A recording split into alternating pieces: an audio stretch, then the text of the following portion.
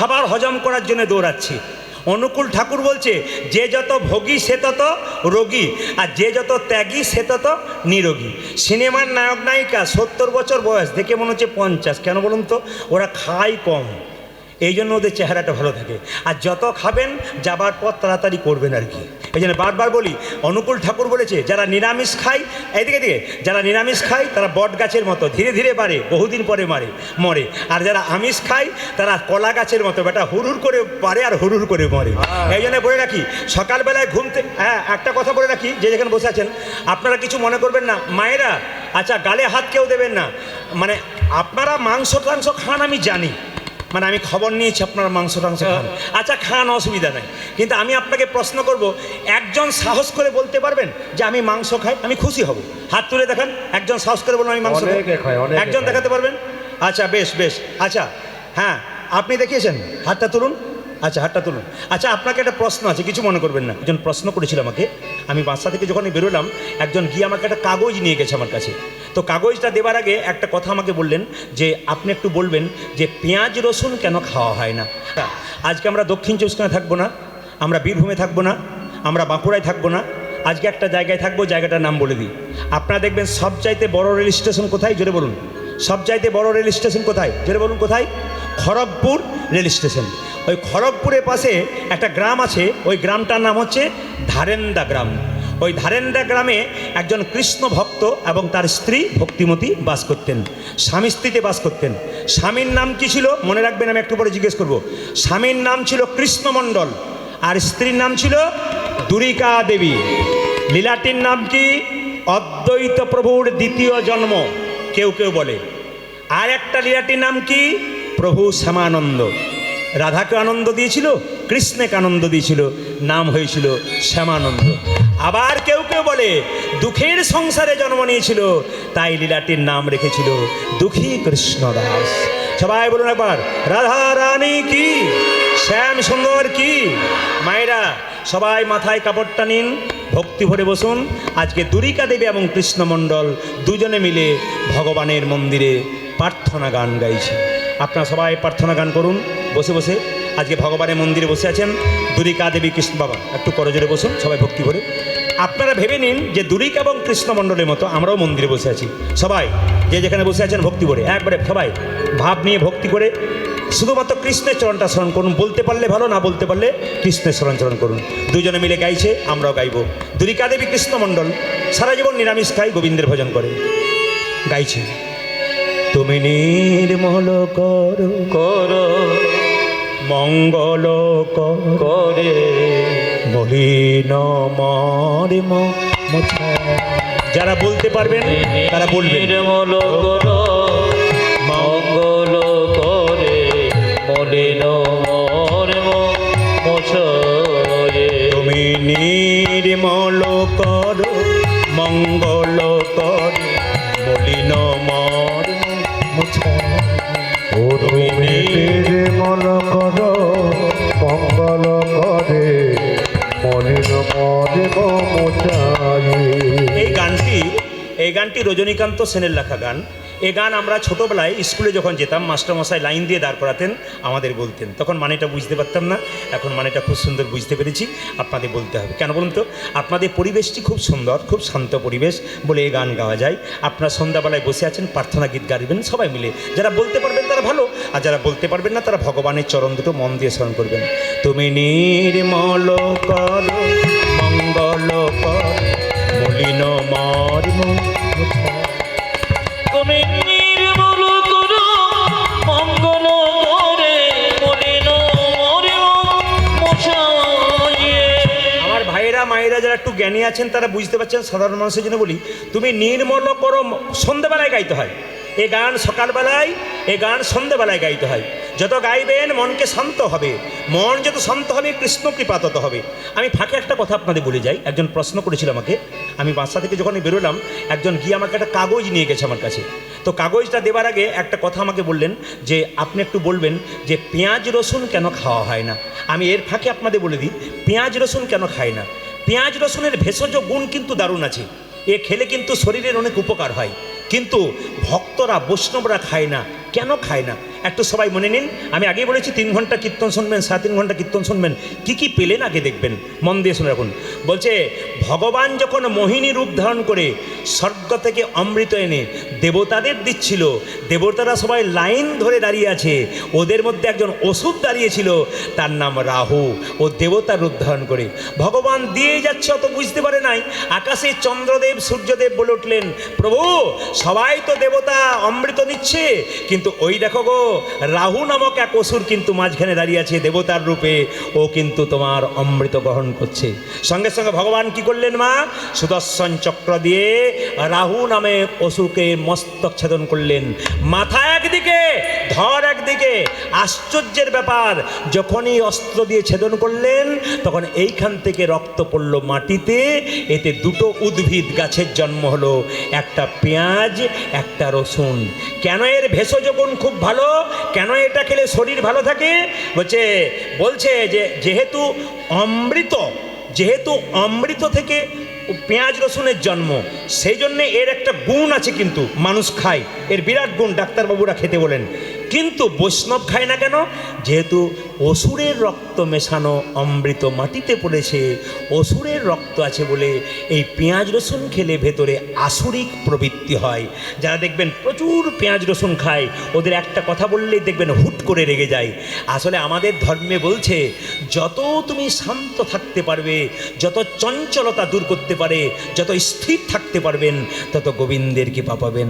এই জন্য চঞ্চলতা দূর করতে গেলে, স্থির থাকতে গেলে আপনাকে পেঁয়াজ রসুন কমাতে হবে। যদি কমাতে পারেন আপনার জীবন লাভ আছে। ভক্ত বৈষ্ণবরা তামসিক ভাব যাতে না হয়, আসরিক ভাব যাতে না হয়, তার জন্য এই প্রসাদটা খায়। তুমি এই মানে ফলটা খায়, ফলটা বাদ দিয়ে দেয়, পেঁয়াজ এবং রসুন। একটা আপনাদের কথা বলে যাই, তুমি নির্মল করো মঙ্গল করে, তোমার মঙ্গলময় হাত দিয়ে আমার ভেতরে যত ময়লা আছে সব দূর করো। সবাই মিলে গান, তুমি নির্মল করো মঙ্গল করে, মলিন মার তুমি নির্মল করো মঙ্গল করে, মলিন মনে মুছায়ে। পূর্ণ কিরণে লয়ে যাক মোর মহাকালী মা ঘুচায়ে, মলিন মনে মুছায়ে। নির্মল করো মঙ্গল করে, মলিন মনে মুছায়ে। তুমি নির্মল করো মঙ্গল করে, মলিন মনে মুছায়ে। হ্যাঁ, আমার তো মনে হচ্ছে এটা একটা ক্লাস করছি, আমি হরিনামের ক্লাস করছি। আমার খুব ভালো লাগছে, আপনারা কত ভক্তি ভরে কত সুন্দর বসে আছেন। আমি ঈশ্বরের কাছে প্রার্থনা করি আপনাদের বাড়িতে গাড়ি বাড়ি টাকা পয়সা হোক আর না হোক, আমি প্রার্থনা করে যাব ভগবানের কাছে আপনাদের বাড়ি বাড়ি যেন একটা করে কৃষ্ণ ভক্ত সন্তানের জন্ম হয়। আমি বারবার বলবো, সচিমাতা নিমাইকে বলেছিল তোর বাবার পিণ্ড দিয়ে আয়। নিমাই বলেছিল মা পিণ্ড দিলে কি হয়? 7 বংশোদ্ধার হয়। নিমাই বলেছিল মা পিণ্ড দিলে 7 বংশোদ্ধার হয়, কিন্তু কোনো বংশে কৃষ্ণ ভক্ত সন্তান জন্ম নিলে তা 7 বংশ নয়, তা 14 বংশোদ্ধার হয়ে যায়। ভক্ত যখন এই গানটা গাইছে ভগবানের মন্দিরে, ভগবান বলছে নিশ্চয়ই তুই কোনো বিপদে পড়েছিস। বলছে হ্যাঁ প্রভু, বিপদে পড়েছি। কি বিপদ?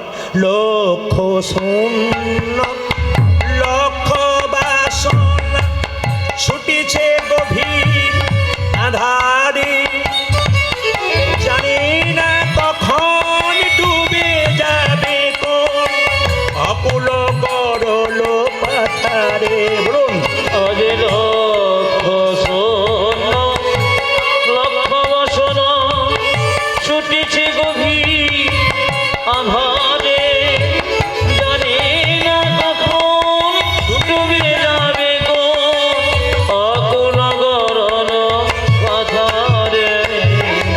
একটা গানের মধ্যে কত ব্যাখ্যা আছে দেখুন, সবাই তাকাবেন।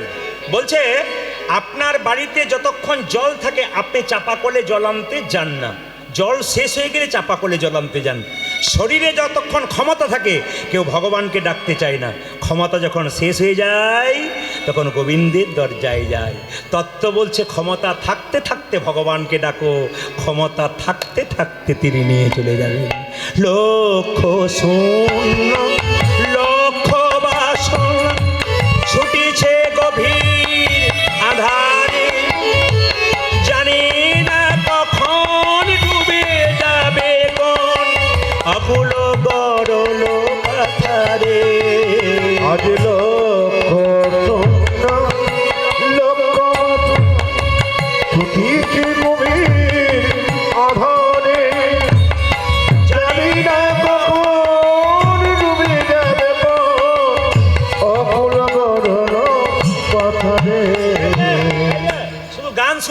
যারা শিক্ষিত আছেন তারা শুনবেন।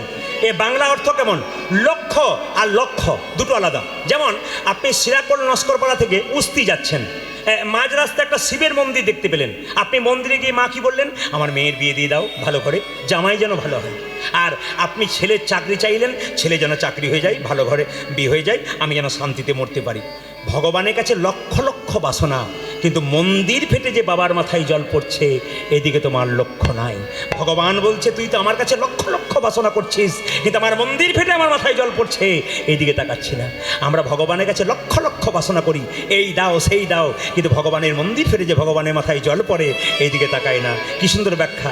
লক্ষ শূন্য লক্ষ বাসনা ছুটিছে গভীর আধারে, জানে না কখন ডুবে যাবে কোন অকুল বরল পাথারে। তবে লক্ষ শূন্য লক্ষ বাসনা ছুটিছে গভীর আধারে, জানে না কখন ডুবে যাবে কোন অকুল বরল পাথারে। বিশ্ব বিপদ হন্তা প্রভু দ্বারা রুধিয়া পন্থা।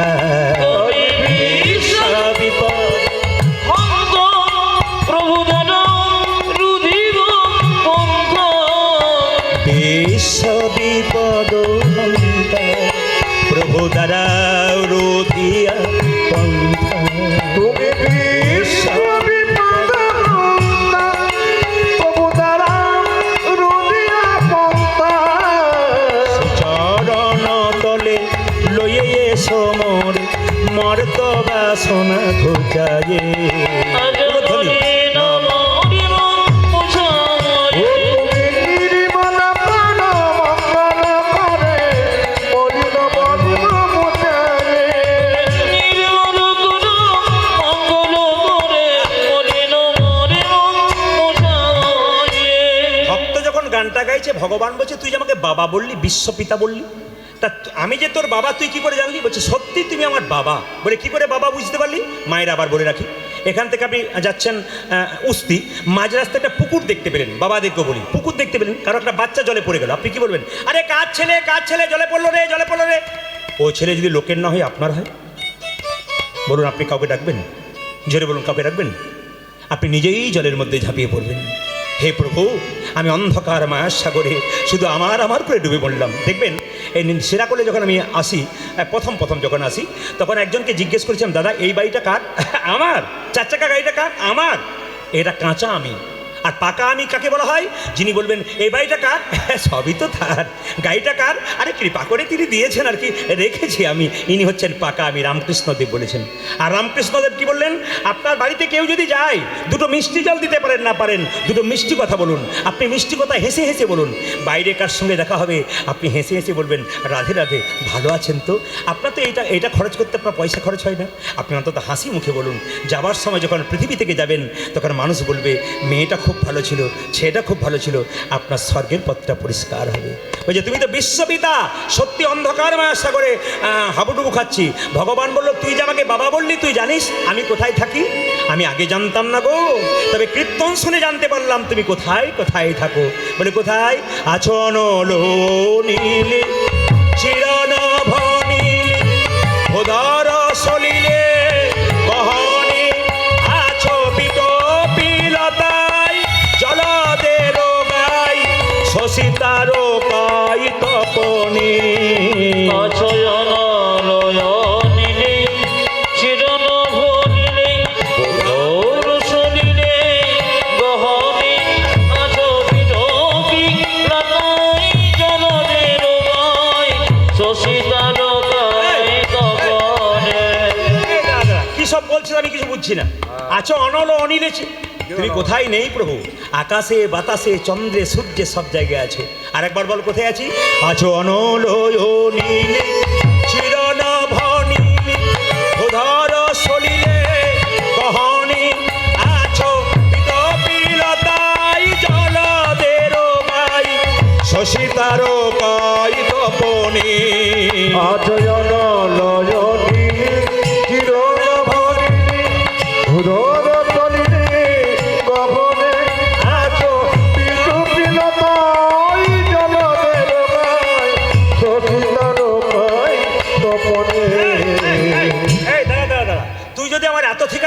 আমায় দেখতে পাস না কেন? বলে দেখবার চেষ্টা করি কিন্তু দেখতে পাই না। বলে কেন? আমি যে চোখে একটা কাপড় বেঁধে বসে আছি। কি কাপড়?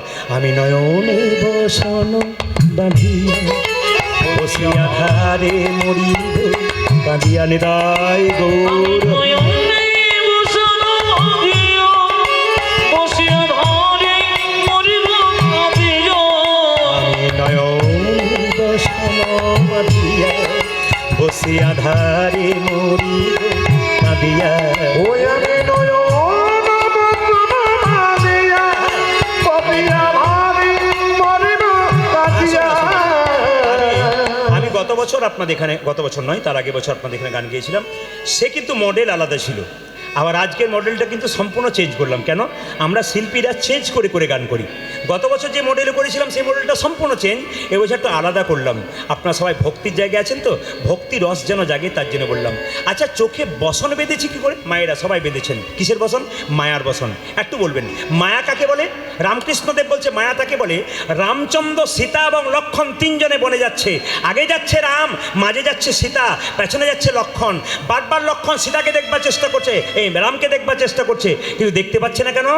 সীতা নামক মায়াটা আছে বলে। আর মায়া কাকে বলে? আমার ছেলে, আমার মেয়ে, আমার গাড়ি, আমার বাড়ি, এই জন্য তো আমরা দেখতে পাই না। আগে 4 চাকা গাড়ি ছিল, দেখবেন মায়েরা কালো কাঁচ ছিল, ভেতরে যারা থাকে তারা বাইরের লোককে দেখতে পেত, আর বাইরের লোক ভেতরের লোককে দেখতে পেত না। ভগবান কালো কাঁচের মধ্যে আছে, তিনি আমাদের দেখতে পাচ্ছেন, কিন্তু আমরা তাকে কোনো মতে দেখতে পাচ্ছি না। আর একটা রামকৃষ্ণদেব খুব সুন্দর উদাহরণ দিয়েছেন, বলছে মায়া হলো পানা পুকুরের পানার মতো। মায়েরা, আপনাদের এখানে তো দক্ষিণ চব্বিশ পরগনায় প্রচুর পুকুর আছে, যে পুকুরে দেখবেন খুব পানা আছে, মায়েরা বাসন ধুতে গিয়ে পানাটাকে সরিয়ে দিন, আবার পানা আসে, পানাটাকে সরিয়ে দিন, আবার পানা আসে। রামকৃষ্ণদেব বলছে বারবার সরাবে কেন গো? একটা বাঁশের বেড়া দিয়ে দাও, আর পানাগুলো আসবে না। সংসার নামক মায়ার, সংসার নামক পুকুরে মায়া নামক পানাকে আটকেতে গেলে যদি ভক্তির বাঁশের বেড়া দিতে পারে, তার সব মায়া দূর হয়ে যায়। আমি নয়নে বসন বাঁধিয়া বসিয়া ধারে মরি কাঁদিয়া। আমি নয়নে বসনো দিও, বসিয়া ধারে মরিব কাঁদিয়া। আমি দেখি নাই কিছু, বুঝি নাই কিছু, দাও হে দেখায়ে শোনায়ে। হরিব আজ বলে নিতাই গৌর, হরি বল। মুছায়ে। নির্মলা প্রাণ মঙ্গল করে মলিন মরিব মুছায়ে। ধরি নির্মল তরু মঙ্গল করে মলিন মরিব মুছায়ে। মলিন মরিব মুছায়ে। আজ মলিন মরিব মুছায়ে। মলিন মরিব মুছায়ে। কীর্তন শুনছেন, কীর্তনের মধ্যে শিক্ষা দেখুন। আমি বললাম দুজন স্বামী স্ত্রী ভগবানের ভজন করছিল। স্বামীর নাম কি? সবার মনে থাকবে, কৃষ্ণমণ্ডল। স্ত্রীর নাম কি? জোরে বলুন, দুরিকা দেবী। যখন পুজো হয়ে গেল, প্রসাদ হয়ে গেল, তাকাবেন দুজনে স্ত্রী শঙ্খধ্বনি করলেন। কবার করলেন? 3 বার। মায়েরা যে যেখানে বসে আছেন, বাড়িতে শঙ্খ বাজান কবার? জোরে বলবেন কবার? জোরে বলুন কবার? 3 বার। আচ্ছা, আপনারা শঙ্খধ্বনি করছেন, মানে বুঝতে হবে, মানে বুঝে করলে আপনার জীবন সুন্দর হবে। শঙ্খধ্বনি 3 বার করবেন কেন? একবার ব্রহ্মাকে উদ্দেশ্য করে, একবার বিষ্ণুকে উদ্দেশ্য করে, একবার কাকে উদ্দেশ্য করে? একবার ব্রহ্মা, একবার বিষ্ণু, একবার মহেশ্বর। 33 কোটি দেবদেবীকে পাবেন। আচ্ছা মায়েরা, এই যে 33 কোটি দেবদেবী আমরা বলি, সত্যি কি 33 কোটি দেবদেবী আছে? জোরে বলবেন হ্যাঁ না না। 33 কোটি তো দূরের কথা, 33,000 দেখাতে পারবেন না। 33,000 তো দূরের কথা, আপনি 3300 দেখাতে পারবেন না। 3300 তো দূরের কথা, আপনি 33,300টা দেখাতে পারবেন না। 33 কোটি মানে 33 প্রকার। কৌটি মানে হচ্ছে প্রকার, সংস্কৃত কথায় তো 33 প্রকার দেবতার কথা বলা হয়েছে। মায়েরা, ভগবান আর দেবতার মধ্যে তফাৎ কি একটু বলে দিই আপনাদের। ভগবান আর দেবতার মধ্যে তফাৎ কি? আপনি মা কালী, মা মনসা, মা দুর্গা সবাইকে ভজনা করবেন, কৃষ্ণকে ভজনা করবেন, কিন্তু কৃষ্ণ আসল, ওনারা কি? ওনাদেরকে ভজনা করলেও কিন্তু আপনি ওনাদের ভগবানের কৃপা পাবেন। তবে দেবতা এবং কৃষ্ণের মধ্যে তফাৎটা কেমন? সিরাকুল নস্কর পাড়াতে কীর্তন হচ্ছে, একজন আইসক্রিম বিক্রেতা আইসক্রিম বিক্রি করছে। একটা ছেলে গিয়ে দৌড়ে গিয়ে বলছে, ও ও কাকু, ও কাকু, ও কাকু, বলে কি আমার একটা আইসক্রিম দাও তো। কত দাম? বলে আগেকার যুগের কথা বলছি, 2 টাকা করে দাম। 10 টাকা আছে, আমাকে 5টা দিয়ে দাও তো। এক পাড়া একটা ছেলে বলছে, এ ভাই, এই ছোট বাচ্চা ছেলে তোমার কাছে আইসক্রিম চাইছে, দিয়ে যাও না, 5টা দিয়ে দাও। পাড়ার কাকা কিন্তু চিন্তা ভাবনা করলো না 5টা আইসক্রিম খেলে কি হবে। বাবা দূর থেকে দেখছে ছেলে 5টা আইসক্রিম আনছে, এই দাঁড়া দাঁড়া দাঁড়া, বাদ দে বাদ দে বাদ দে, এ ভাই 5টা আইসক্রিম নিয়ে নাও, যেটা দামি তুমি একটাই দাও, 5টা দিও না, ছেলের ঠান্ডা লেগে যাবে, একটা দাও। বাবা এমন দেবে একটা, ছেলের স্বাদ হবে, ছেলের মনের ইচ্ছা পূর্ণ হবে। 5টা দিলে ঠান্ডা লেগে যাবে। পাড়ার কাকা 5টাই দিল। 5টা দিল কেন, কি হবে কি না ভাবলো না, কিন্তু ভগবান হলো বাবার মতো, তার কাছে 10টা চাইলে তিনি একটাই দেবেন, এমনটা দেবেন যাতে ভক্তের নেতাই গৌর হরি বল বলে খুশি হয়ে যায়। শুনে নেবেন সবাই, শঙ্খ 4 বার বাজাবেন না কেন, শঙ্খ 5 বার বাজাবেন না কেন, 3 বার কেন বাজাবেন? খুব শিক্ষার বিষয় আছে, আমি আগে বলেছি। শঙ্খ 5 বার বাজাবেন না 4 বার বাজাবেন না কেন? এই জন্যে যখন অসুররা তাদের রাজাকে ডাকত, 4 বার 5 বার শঙ্খধ্বনি করত। শাস্ত্র বলছে কেউ যদি বাড়িতে 3 বার শঙ্খধ্বনি করে তবে তার লাভ আছে, যদি 4 বার বা 5 বার শঙ্খধ্বনি করে দেয় পরপর, তবে তার অসুরের রাজাকে ডাকা হয়। মাথায় রাখবেন কথাগুলো। বাড়িতে শঙ্খ রাখবেন 2টো, একটি জলশঙ্খ আর একটি কি বাদ্য শঙ্খ। যে শঙ্খটা এঁটো করে বাজাবেন ওটা ভগবানের মন্দিরের সামনে রাখবেন না, নিয়ম নয়, মন্দির থেকে দূরে একটা স্ট্যান্ডের মধ্যে রাখবেন। কিন্তু যেটা জলশঙ্খ ওটা ভগবানের চরণের সামনে রাখবেন। জলশঙ্খ দিয়ে কী করা হয়, ভগবানের বিগ্রহকে স্নান করা হয়। জলশঙ্খ দিয়ে কী হয়, ওই জলের ভেতরে যে শঙ্খ আছে বাড়ির চারিদিকে সরিয়ে দিলে অশুভ শক্তির দূর হয়। যখনই আপনি বাড়িতে জলশঙ্খ রাখবেন, মাথায় রাখবেন তার উপর একটা তুলসী পত্র দেবেন। যদি বাড়িতে জলশঙ্খ রেখেছেন অথচ তুলসী পত্র না দিয়েছেন, তবে আপনার গোটাটাই বেকার হয়ে গেছে। তাই বাড়িতে শঙ্খ রাখতে গেলে খুব মাথায় রাখবেন, শঙ্খের উপরে প্রত্যেকে একটা করে তুলসী পত্র দেবেন। আর যদি বাড়িতে শালগ্রাম শিলা থাকে, শালগ্রাম শিলার উপরে কোনদিন তুলসী পাতা দিতে নেই। কোথায় দিতে হয়, শালগ্রাম শিলার নিচে তুলসী পাতা দিতে হয়। আগে ভগবানের চরণে আপনি তুলসী পাতা দেবেন, চন্দন দেবেন না গোবিন্দের প্রথমে মস্তকে দেবেন? বলুন আপনারা কোথায় আগে দেবেন? আপনারা বলছেন চরণে দেবেন, সম্পূর্ণ ভুল। ভগবানকে প্রথমে শৃঙ্গার করাতে হয়, প্রথমে স্নান করা। আপনি কোথাও মন্দিরে যাবেন, প্রথমে কি করেন, সাজেন না? স্নান করার পর ভগবানকে স্নান করাতে হয়, সাজাতে হয়। সাজাতে গেলে তিলক দিতে হয়। তা আপনারা তাকাবেন, এই যে তিলক দিচ্ছে ভগবানকে, আপনারাও তিলক দিচ্ছেন। যে যে সম্প্রদায়ের শেষে তিলক দেবে, এই যে তিলকটা দেখতে পাচ্ছেন, আপনাদের সবাইকে বলে রাখি, তিলক নেবেন কেন? তিলক নেবেন এই জন্যে, তিলক বলছে অকাল মৃত্যু হরণম। যদি কেউ তিলক নিতে পারে তবে তার অকালে মৃত্যু হয় না, সাধারণত অনেক কষ্ট থেকে দূর হয়। এটা শাস্ত্র বলছে, আমি বলি নাই। এই জন্য তিলক নেওয়ার রীতি আপনারা চালু করুন। তিলক কিন্তু 5টা আঙুলে নেওয়া যায়। কোন আঙুলে? এই আঙুলে, এই আঙুলে, এই আঙুলে, এই আঙুলে, এই আঙুলে। আপনি এই আঙুলে তিলক কে দেবে? একবার প্রমাণ দেখুন। একজন ব্রাহ্মণ ঠাকুর, তিনি ঠাকুরের পুজো করছে, আপনি কি বলবেন, বাবা একটু সিঁদুরে ফোঁটা দিয়ে দিন তো। উনি ফোঁটা কোন দিকে দেবেন? এরকমভাবে। সবাই তাকাবেন আমার দিকে। তিলক দেবে এইভাবে, যিনি ব্রাহ্মণ দেবেন তিলক ফোঁটা। আর এই আঙুলে কাকে দেবেন? আপনার বাড়ির পাশে কেউ মারা গেছে কিংবা আপনার বাড়ির কেউ মারা গেছে, তার কপালে একটু তিলক করে দিতে হয়। তিলকটা কোন আঙুলে করবেন? সবসময় মাথায় রাখবেন, তর্জনী, তর্জনী এই আঙুলে করবেন। মধ্যমা এই আঙুলে তিলক কাকে করবেন? এই আঙুলে তিলক করবেন আপনি সবসময় নিজেকে। নিজেকে তিলক করতে গেলে খুব নিজেকে যখন তিলক করবেন তখন এই আঙুলে করবেন। এই আঙুলে তিলক কাকে করবেন? মাথায় রাখবেন, ভগবান শ্রীকৃষ্ণের চরণে এই অনামিকা আঙুলে তিলক করতে হয়। গুরুদেবের চরণে অনামিকা আঙুলে তিলক করতে হয়। এটার নাম অনামিকা হলো কেন?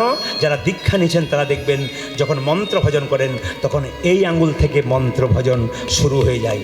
এই আঙুলটার দাম কিন্তু বিরাট আছে। এই জন্য ভগবানকে যখন তুলসী পত্র দেবেন সবাই তাকিয়ে নিন, এই আঙুলের টাচ থাকা চাই। ভগবানকে বাতাসা দেবেন, এই আঙুলের টাচ থাকা চাই। এটা হচ্ছে ভগবানের আঙুল, এই আঙুলটা ব্যবহার করতে হবে। আর এই আঙুলে তিলক কখন দেবেন? করি আঙুলে। ভাইয়ের কপালে দিলাম ফোঁটা, জমের দুয়ারে পড়ল কাঁটা, যমুনা দেয় জমকে ফোঁটা, আমি দিই আমার ভাইকে ফোঁটা। হা হা হা, আমি আমার ভাইকে ফোঁটা দিলাম, তখন কিন্তু মায়েরা এই আঙুলে দিলেন। হ্যাঁ হ্যাঁ, তিলক আবার বড় গন্ডগোল আছে। আপনাদের এদিকে কোনো গন্ডগোল নয়, আমাদের আছে। আমাদের দিকে কোনো কম বয়সের মেয়ে যদি তিলক টিলক কাটে না, তো পাশের একজন বলে, বাবারে দিদি হারাধনের বইয়ের কি ঢঙ্গ, ভগবান বোধহয় আগেই পেয়ে যাবে। না এইটাই তো আমাদের সবচাইতে লজ্জার ব্যাপার। তুমি করতে পারবে না, তোমার পেছনে 50 জন লেগে যাবে যাতে না করতে পারে। এটাই সবচাইতে দুঃখের ব্যাপার। আমি আপনাদের বলবো, হাতি চলে বাজার, কুত্তা ভুকে হাজার। হাতি রাস্তা দিয়ে যাবে, কুকুর ঘেউ ঘেউ করবে, হাতি তার দিকে তাকাবে, হাতি তার দিকে তাকাবে। তাকাবেন? আপনি তো কৃষ্ণ ভক্ত, আপনি তো হাতির মতো, আপনি তার দিকে কোনো মতেই তাকাবেন না। তিলক আপনারা করবেন। যদি মনে করেন প্রদীপবাবু তিলক, ও তিলক নিলে আবার গন্ডগোল আছে, কেন বলুন তো? এটা পাবো না নাকি? না না, আপনাদের এদিকে নয়, আমাদের দিকে একটা নিয়ম বলে দিই আপনাদেরকে। আপনাদের দিকে না, আমাদের দিকে মাংসের দোকান খুলেছে, সে আবার লিখেছে শ্রীকৃষ্ণ ব্রয়লার সেন্টার। কি নাম দিয়েছে দেখুন, শ্রীকৃষ্ণ ব্রয়লার সেন্টার, কাটা 230 আর গোটা 130। আবার দেখবেন জুতোর দোকান খুলেছে, ও লিখেছে চৈতন্য শু হাউস। মানে যে খুলেছে তারও চৈতন্য হয় না, যে বিক্রি করছে তা কিনছে তারও চৈতন্য হয় না। কেন বলুন তো? জুতো প্যাকেটের ওপরে চৈতন্য লেখা আছে, আর দিব্যি জুতোর প্যাকেটটা নিয়ে চলে যাচ্ছে। আবার একটা কথা আপনাদের বলে রাখি, আমি মুর্শিদাবাদে কয়েকদিন গান করতে গেছিলাম, তো যার বাড়িতে বাসা তার পাশের বাড়িতে দেখলাম একটা বিরাট বড় বাড়ির দরজাতে রাধাকৃষ্ণের মূর্তি তৈরি করে দিয়েছে। আমাকে প্রণাম করতে এসে বলছে, প্রদীপবাবু ওই যে পেরিয়ে এলেন? বললাম হ্যাঁ, ওটা আমার বাড়ি। বললাম খুব ভালো কথা, দেখলেন তো কেমন দরজার উপরে রাধাকৃষ্ণের মূর্তি এঁকেছি? আমার খুব ভালো লাগলো দেখে। কিন্তু আমার কাছে, আপনার কাছে আমার একটা প্রশ্ন আছে। বলে কি?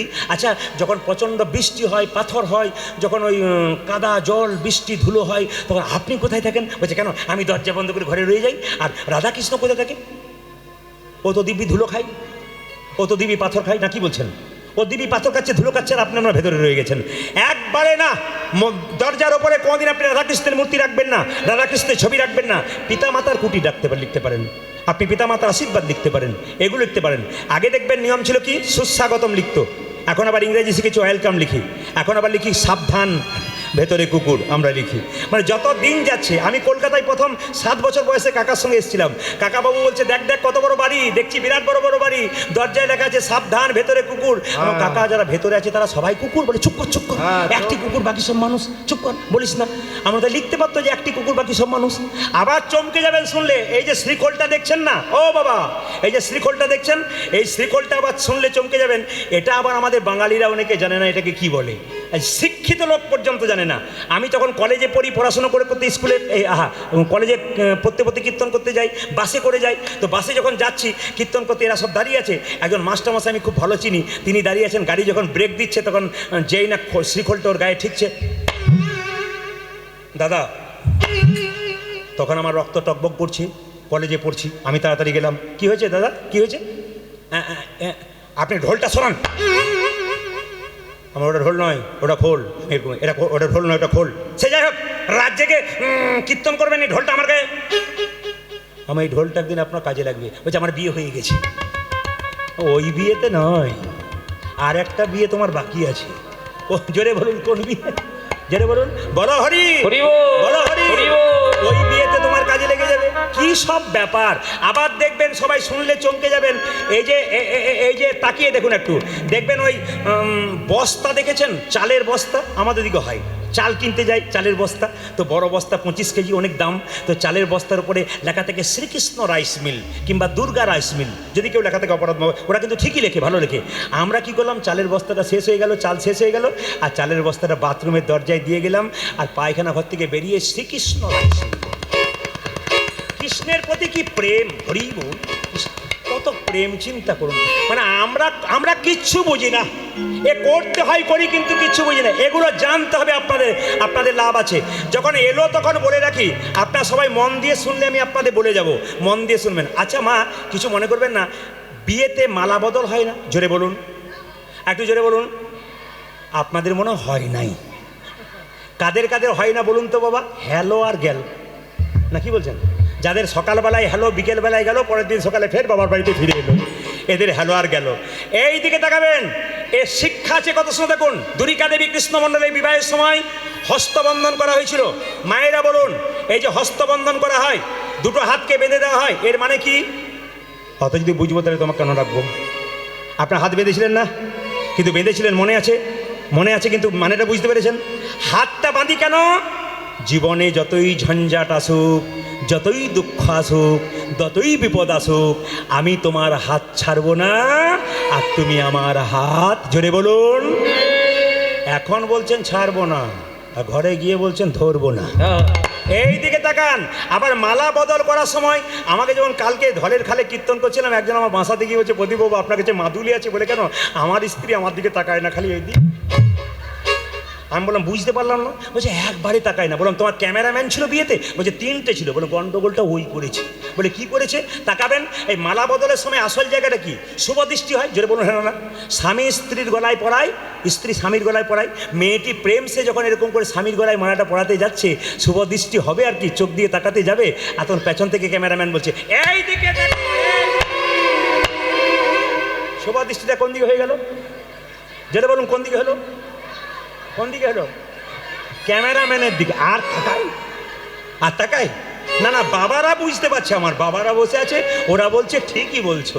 ও মায়েরা, এবার শিক্ষা দেখুন, খুব শিক্ষা আছে। এই যে মালাটা দিচ্ছেন, মালা বদল হচ্ছে, যেটা বলুন হ্যাঁ না? আচ্ছা, মালা বদলের সময় কোন ফুলের মালা থাকে? রজনীগন্ধা। ফুলের রং কি? সাদা। কেন সাদা? মাঝে গোলাপ।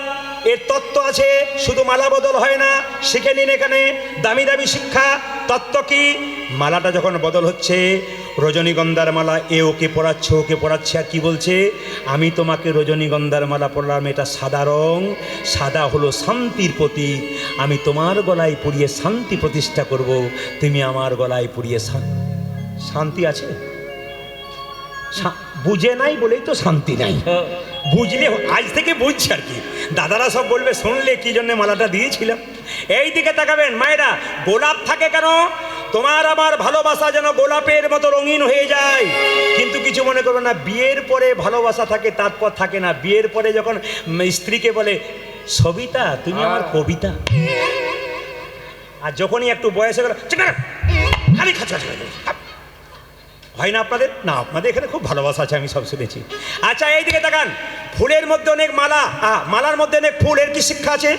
ফুলের মধ্যে, এই মালার মধ্যে অনেক ফুল, কি শিক্ষা আছে? মেয়েটির ফুলের মালাতে অনেকগুলো ফুল, ছেলেটির ফুলের মালাতে অনেকগুলো ফুল। মেয়েটি ছেলেটির গলায় মালাতে পারিয়ে বলছে এই যে ফুলের মালাতে অনেক ফুল, এরা হলো তোমার আমার আত্মীয় স্বজন, আমার আত্মীয় স্বজনকে ভালোবাসার দায়িত্ব তোমাকে দিলাম, আর তোমার ফুল মালার মধ্যে যে ফুল, তোমার আত্মীয় স্বজন, এদেরকে ভালোবাসার দায়িত্ব আমি নিলাম।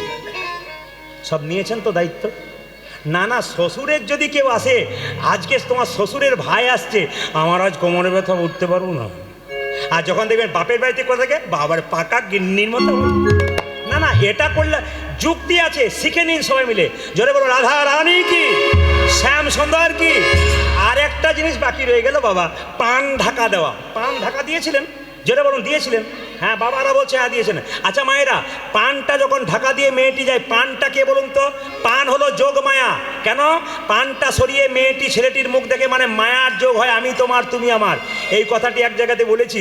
আর যার বাড়িতে বাসা, সেই কাকাবাবু বলছে দাদা বাবা তুমি যে বললে পান সরালে মায়া হয়, আমার 3টে ছেলে 3টে বউ, মায়াই নাই, খালি ঝগড়া করছে। বললাম কাকাবাবু মায়া থাকবে কি করে? পান ঢাকা দেবার আগে কতবার রাস্তাতে দেখা হয়ে যাচ্ছে, আপনাদের তো হবে। মায়েরা, দুরিকা দেবী এবং কৃষ্ণমণ্ডল দুজনে মিলে চলল কোথায়? সংসারে প্রণাম করে যখন বেরিয়ে গেল, কৃষ্ণমণ্ডলকে দুরিকা দেবী বলল স্বামী জগন্নাথ মন্দিরে যাও, জগন্নাথ মন্দিরে যে যাও, জগন্নাথের কৃপার দরকার আছে, হরি আছে, জগন্নাথের মন্দিরে যাও। স্বামী জিজ্ঞেস করলো দুরিকা দেবী মন্দিরে যাব কেন? চাইবে, মন্দিরে কিছু কি চাইবে? সঙ্গে সঙ্গে কৃষ্ণমণ্ডল বলল শোনো দুরিকা, তোমার সঙ্গে আমার সব সম্পর্ক ভালো, একটা জিনিস বলে রাখি, মন্দিরে গিয়ে কোনো কিছু চাইতে নাই। যেটা বলুন হ্যাঁ না? এইদিকে এদিকে, মন্দিরে গিয়ে কোনো কিছু চাইতে নাই। কেন? যে চাই সে অল্প পায়, যে চাই না এত পায়, ভাবতে পারে না। ভগবান তো জানে তোমার কি আছে কি না, তুমি বলবে কেন? কৃষ্ণমণ্ডল বলছে আমি চাইবো, তাহলে আমি জগন্নাথ মন্দিরে যাব না। বলছে আমাদের এত অভাব, একটু চাইবে জগন্নাথের কাছে। কৃষ্ণমণ্ডল বলছে চাইতে পারবো না। তার স্ত্রী খুব চালাক, সে বলো না না চাইতে হবে না, তোমার তো জগন্নাথ দর্শন হবে, একবার যাও, তুমি জগন্নাথ মন্দিরে যাও। যাচ্ছে জগন্নাথ মন্দিরে কৃষ্ণমণ্ডল, সবাই মিলে হাত তুলে তুলুন, জয় জগন্নাথ জয় জগন্নাথ, জয়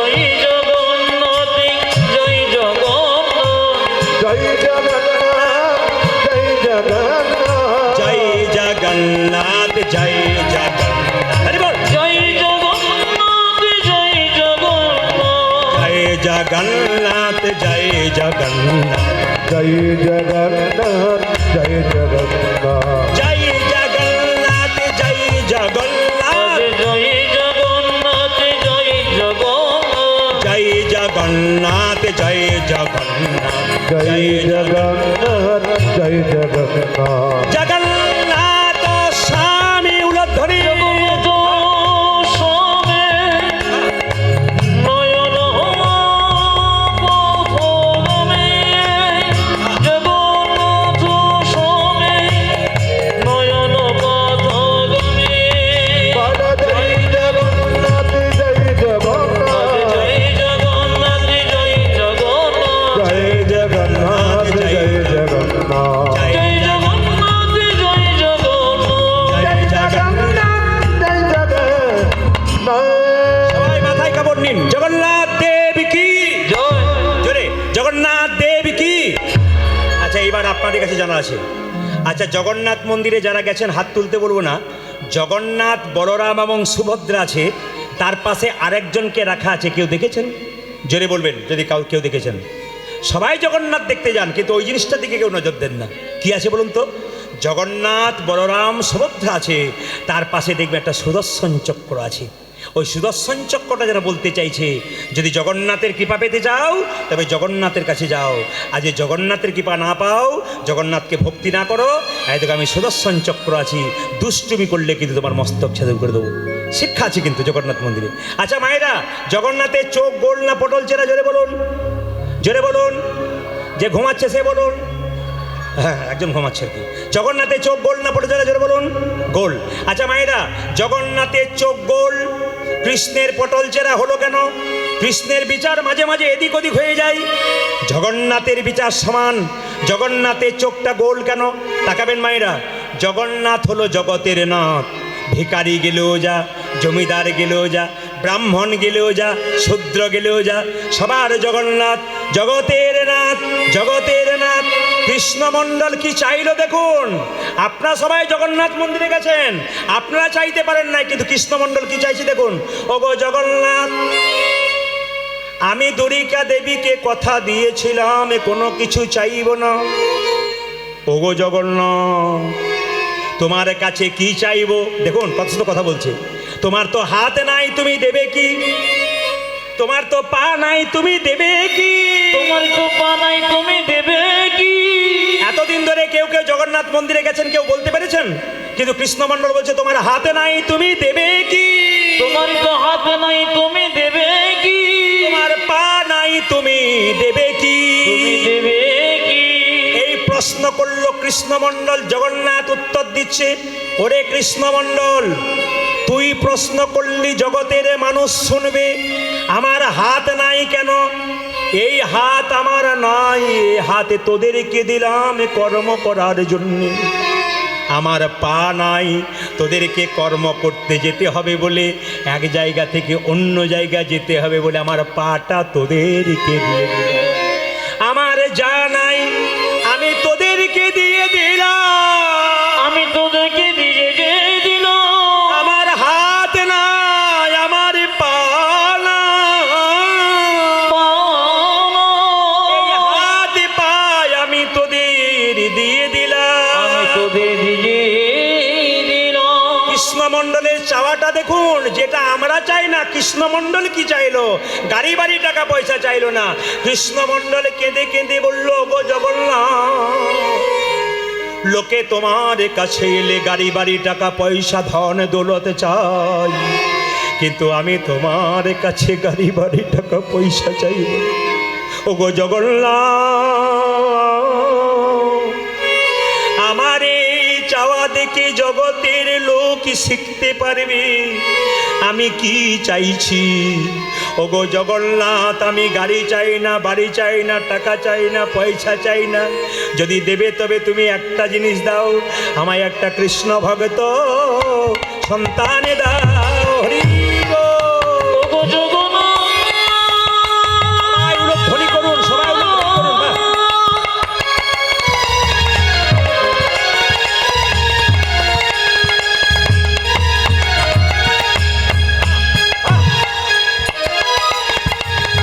লোকে তো টাকা পয়সা ধনী দৌলতে সবাই জয় হরি।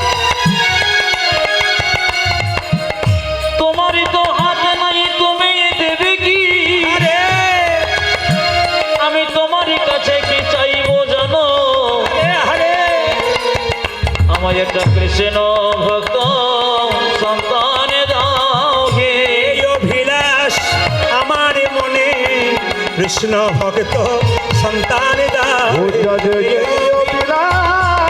আমার যেন প্রাণ ভরে নামে গাইতে বলে আমার যেন প্রাণ ভরে নামে গাইতে বলে যেন আমি প্রাণ ভরে নামে গাইতে বলে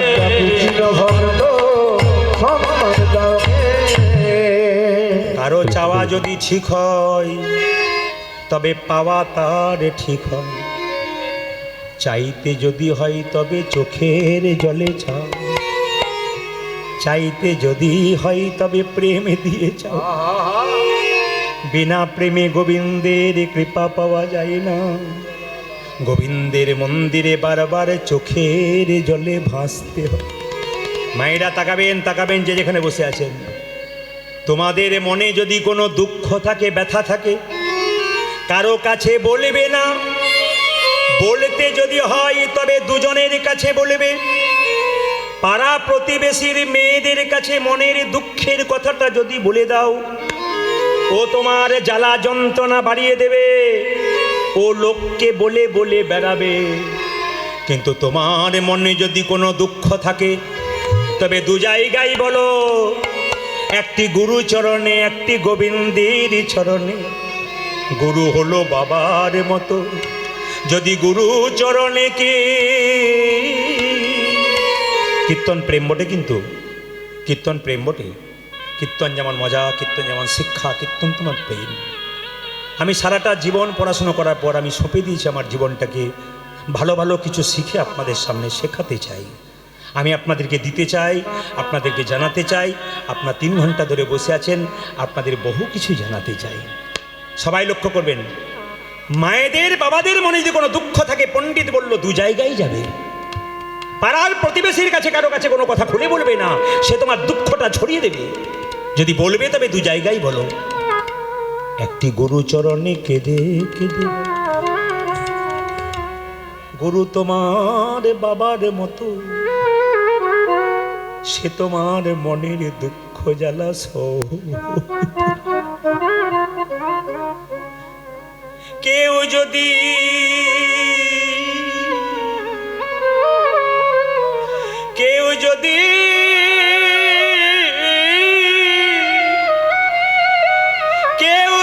গুরুকে কাছে না পাও,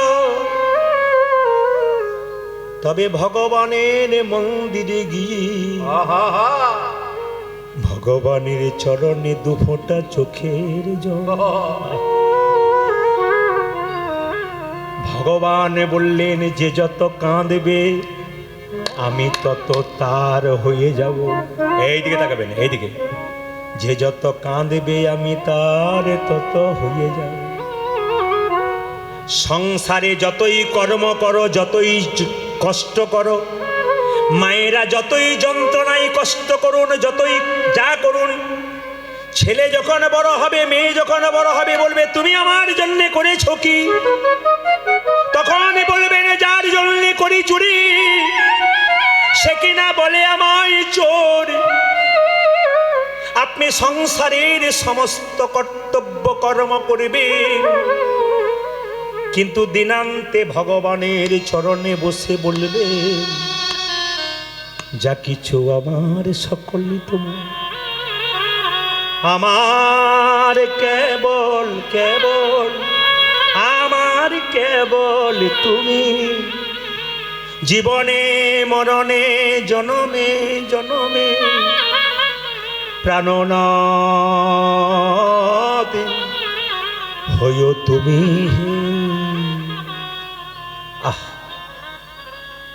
আপনারা যদি নদিয়া মুর্শিদাবাদ কোনোদিন যান না, এই যে পরিবেশটা আপনারা তৈরি করেছেন, নদিয়া মুর্শিদাবাদ জেলাতে যদি গান হয়, ওখানকার মেয়েরা একটা করে আসন আনে, একটা করে জলের বোতল আনে, বাবারাও আনে, একবারে সিদ্ধ পুরুষের মতো বসে বসে কীর্তন শোনে। আর যখন প্রেমের কথাগুলো বলি না, তখন একজন একজনকে জড়িয়ে ধরে চোখে চলে খাবে, বলে সংসারে তো কাঁদতে পারলাম না দাদা, ভগবানের নামে যেখানে হয় একটু কাঁদবো, যত কাঁদবো তত কৃষ্ণের কৃপা। তাই তাই ভেতরে যদি কোনো জ্বালা থাকে মন্দিরে বলুন। বিশ্বকবি রবীন্দ্রনাথ ঠাকুর বলেছেন, তোমার মনে যদি কোনো দুঃখ থাকে, যন্ত্রণা থাকে, দরজা বন্ধ করে ডুগরে ডুগরে তুমি কাঁদো, কোনো বাধা নেই। কিন্তু তুমি যখন ডুগরে ডুগরে কাঁদছো, তোমার দরজায় কেউ যদি ধাক্কা দেয়, টোকা মারে, সেই সময় কিন্তু তাকে বুঝতে দেবে না তুমি কাঁদছিলে। চোখের জলটা মুছে তার সঙ্গে হাসি মুখে কথা বলো। কেন? সে যদি জানতে পারে তোমার দুঃখ আছে, তোমার দুঃখটাকে আরো বাড়াবার চেষ্টা করবে। শুনে নিন, বড় শিক্ষার বিষয়। এইদিকে সংসারে প্রত্যেকটা মানুষের সমস্যা আছে। এখানে কেউ বলতে পারবেন না যে আমার জীবনে সমস্যা নেই। যার সঙ্গে রাস্তায় দেখা হয়, যাকেই জিজ্ঞেস করবেন কি বলে, ভালো আছি দাদা, কিন্তু ভালো নেই। কেউ ভালো নেই, ভেতরে ভেতরে সমস্যা প্রত্যেকটি মানুষের আছে। এই সমস্যার সমাধান করতে গেলে যাত্রার কাছে মতামত নেবেন না। যদি নেবেন, কৃষ্ণ ভক্তের কাছে নেন। প্রশ্ন করবেন কেন? আমি মহাভারতের দিকে যাব। আপনার লক্ষ্য করুন, কুরুক্ষেত্রের যুদ্ধে কৃষ্ণের কাছে পরামর্শ নিয়েছিল যুধিষ্ঠির মহারাজ, তিনি জিতে গিয়েছিলেন। 100 ভাইয়ের দাদা দুর্যোধন পরামর্শ নিয়েছিল শকুনির কাছে, তারা হেরে গিয়েছিল। জীবনের সমস্যা সমাধান করতে গেলে পরামর্শ নিতে হবে ভগবানের ভক্তের কাছে, আর বিষাক্ত মানুষের কাছে নয়। 1 কেজি সাপের বিষের দাম 4 কোটি টাকা, কিন্তু 1 কেজি সোনার দাম 50 লক্ষ টাকা। কি বললাম? 1 কেজি সাপের বিষের দাম 4 কোটি টাকা, কিন্তু 1 কেজি সোনার দাম 4 লক্ষ টাকা। কলিযুগে বিষাক্ত মানুষের দাম বেশি, সোনার দাম কম। বিষাক্ত মানুষকে ত্যাগ করুন, সোনার মতো মানুষের সঙ্গ করুন, আর হরিনাম সোনার মতো কান তৈরি করুন, আপনার জীবন সফল হবে। জেনে রাখুন মায়েরা, আপনার সুখের দিনে মানুষ আগে যাবে, আর দুঃখের দিনে আপনার পেছনে যাবে। প্রমাণ কি? আপনার সুখের দিনে মানুষ আগে আগে যাবে, আর দুঃখের দিনে আপনার পেছন পেছন যাবে। প্রমাণটা কি? ছেলেরা যখন বিয়ে করতে যায়, বরযাত্রী আগে আগে যায়, বর যায় পেছনে। সুখের দিন তো ওই দিন বরযাত্রী আগুনে যাচ্ছে আগে, কেন? ভালো ভালো খেতে পাবো বলে। কিন্তু যেদিন আপনি শ্মশানে যাচ্ছেন, আপনার মৃতদেহটা আগে আগে যাচ্ছে, আর শ্মশান যাত্রী যাচ্ছে আপনার পেছন পেছন। আমি চাই দুঃখের দিনে নয়, সুখের দিনে নয়, সদা সর্বদা ভগবানের ভজনা করুন। সবাই লক্ষ্য করুন মায়েরা, যেই না আকাশবাণী করলো জগন্নাথ দেব, যা কৃষ্ণমণ্ডল তোর সন্তান হবে। জগন্নাথ মন্দিরে প্রণাম করে কৃষ্ণমণ্ডল বাড়ির দিকে যাচ্ছে, আর গাইতে গাইতে যাচ্ছে, যশোদার দুলাল, যশোদার দোলাল, তুমি বজের রাখা ব্রজের বৃন্দাবন মন ধরি। যশোদার দোলাল, ব্রজের বৃন্দাবন মন। সবাই উঠে। যশোদার দুলাল, বজের রাখাল, বৃন্দাবন মন হারি।